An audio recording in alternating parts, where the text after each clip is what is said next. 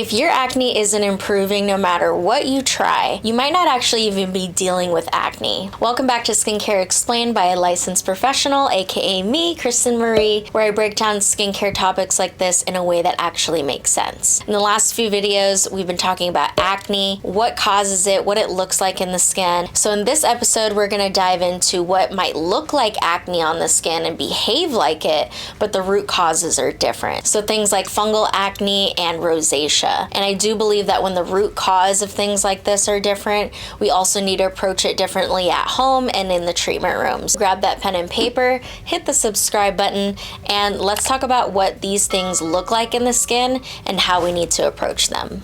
Quick disclaimer before we dive in is I am not a doctor or a dermatologist. I am a licensed esthetician of almost 8 years now. I've worked on hundreds of faces. I've taken a few continuing education classes around these topics, and I'm just sharing based off my experience. But if you are somebody who is experiencing any of the symptoms or conditions listed in this video, I highly recommend you get formally diagnosed and treatments in regards to this. Now, the first condition that I'm going to be addressing is probably one of the most common conditions that I've seen other than acne itself, rosacea. Rosacea is a condition that often gets mistaken for acne, and I want to dive into what this looks like in the skin and how to approach this if you are experiencing this. Sorry if my voice sounds a little more scratchy and my nose sounds stuffy at all. I'm getting over allergies, but also a little sickness I had going on last week, and my son is on spring break.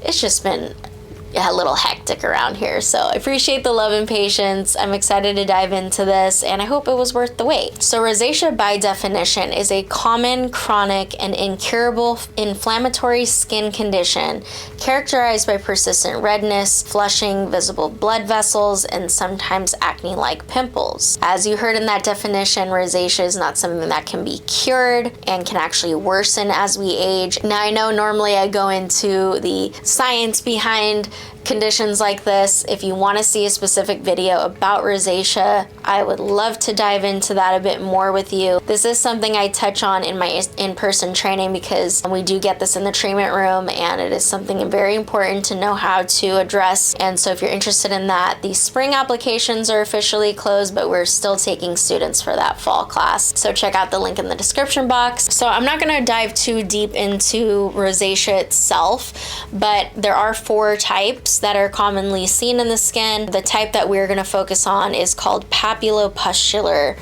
rosacea. And in this video, for the sake of saving myself all those tongue-twisting words, I'm going to just say acne in relation to rosacea or rosacea acne. In the last video, I talked about the types of acne lesions, and papules and pustules were listed as those types. So if you want to know specifically what that is, watch that other video. But the reason why they call it papulopustular rosacea is because that is kind of the characteristic specifically that you'll see are papules and pustules. I also found an article, per usual, at PubMed Central. It's called The Clinical Characteristics and Epidermal Barrier Function of Papulopustular Rosacea, and it's a comparison study with acne vulgaris, which is the technical term for acne, the acne that we've been talking about in the last 2 videos. So they took 463 patients with rosacea acne, and they took 412 acne vulgaris patients, and over about a year span they compared and took data around what they saw at a cellular level and different factors they saw in the skin, and what really kind of measures those key differences of somebody with acne and someone with rosacea acne. If you are questioning whether you're dealing with someone who has acne or rosacea acne, I think the first thing you need to look for is that erythema, the redness. There's a picture in this study. If you guys want to see it, I'll link it down below for you, but they have 2 patients, one with rosacea acne and the other with acne vulgaris, and you can just see like the clear difference of redness and erythema in the skin. There is almost a blanket of redness. The next thing that they looked at were lesion location. People with rosacea acne tended to have more papules and pustules in the nose area and the perioral area, which is around like the mouth area. And people with acne vulgaris tended to have more lesions in their forehead and in their cheeks. Also, I think a key area to look out for with rosacea specifically really is the eyes, because rosacea can definitely affect the eye area. And so if there's any redness or irritation around the eyes, that could be an indication that the acne is also related to rosacea. The next example, dryness in the skin was rated a lot higher in rosacea acne patients than it was in acne vulgaris, and also itching. Itching was a lot more commonly seen for clients with rosacea acne than with regular acne vulgaris. Those can be very key determining differences when it comes to acne in relation to rosacea, is more burning, more itching, and more dryness. That can hopefully help you determine the differences. So when it comes to approaching rosacea acne or papulopustular rosacea, it is going to be more about soothing those symptoms. Because rosacea is a vascular condition, it is characterized by more inflammation in the skin and barrier disruption. And so when it comes to treating this, it's not necessarily to treat the papules and pustules in the skin, because that is just a characteristic of this, and it's not something that can necessarily go away.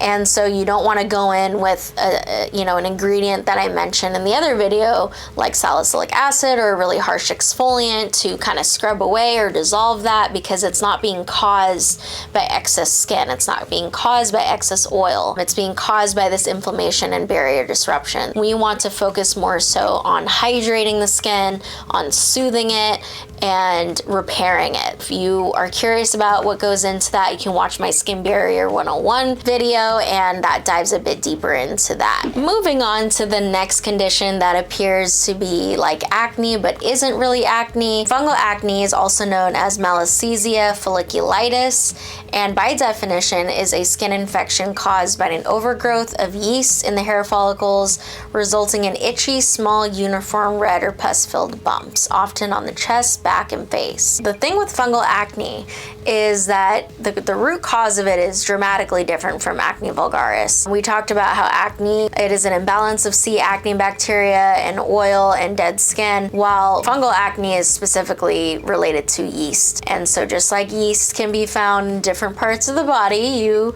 women know what I'm talking about. There's certain care and approach that needs to be taken to make sure that yeast doesn't start to overgrow. Yeast typically thrives more in hot and humid climates. And so if you're someone who lives in that type of a climate, we just need to take more care and consideration. And if you're dealing with fungal acne, number one is you need to go to the dermatologist to get it officially diagnosed, and more than likely they're going to prescribe you an antifungal cream or a medication. And if you are someone who is not about that life, then there's definitely other approaches. I know sulfur is a really popular ingredient, but I would highly recommend you do not treat this like acne. Don't use salicylic or overstripping products, because again, it is not driven by oil or C. acne bacteria or by excessive dense skin cells. And then if you're someone who in a more hot or humid climate and you work out a lot and you're excessively sweating, be better about washing your face, changing out your towels, and just keeping it nice and clean. Also, individuals with compromised immune systems like diabetes